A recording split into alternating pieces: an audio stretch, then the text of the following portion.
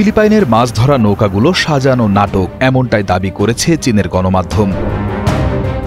এর আগে 12 অক্টোবর ফিলিপাইনের একটি জাহাজে ধাক্কা দেওয়ার পাশাপাশি জলকামান থেকে পানি ছুঁড়েছে চীনা কোস্টগার্ডের একটি জাহাজ।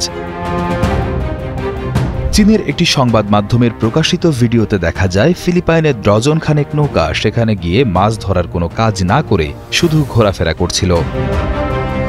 নৌকাগুলোর ডেকে মাছ ধরার ছিপ এবং কাপড় ঝুলানো ছিল, কিন্তু মাছ ধরার কোনো আয়োজন বা তোড়জোড় ছিল না। চীনের দাবি, এই জেলেরা আসলে স্থানীয় নন, তাদেরকে ফিলিপাইনের অন্য জায়গা থেকে এনে সরকারি নৌকায় সেখানে পাঠানো হয়েছে। তারা গভীর সমুদ্রে প্রকৃত মাছ ধরার নিয়ম মানেনি। যেমন গভীর সমুদ্রে সাধারণত রাতের বেলায় মাছ ধরা হয়, কিন্তু তারা এসেছিল দিনের বেলায়।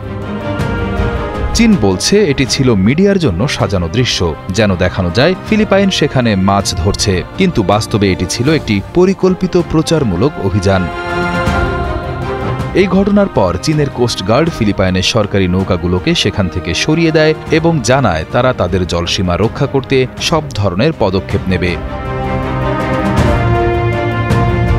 চীন, ফিলিপাইন, ভিয়েতনাম, মালয়েশিয়া, ব্রুনেই এবং তাইওয়ান সবাই দক্ষিণ চীন সাগরের কিছু অংশ নিজেদের বলে দাবি করে।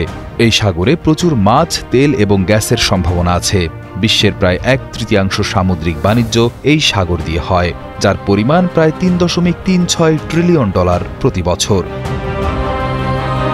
চীন 9 লাইন নামে একটি মানচিত্রে প্রায় পুরো সাগর নিজেদের বলে দাবি করে, যা অন্য দেশগুলোর সঙ্গে সংঘর্ষের কারণ।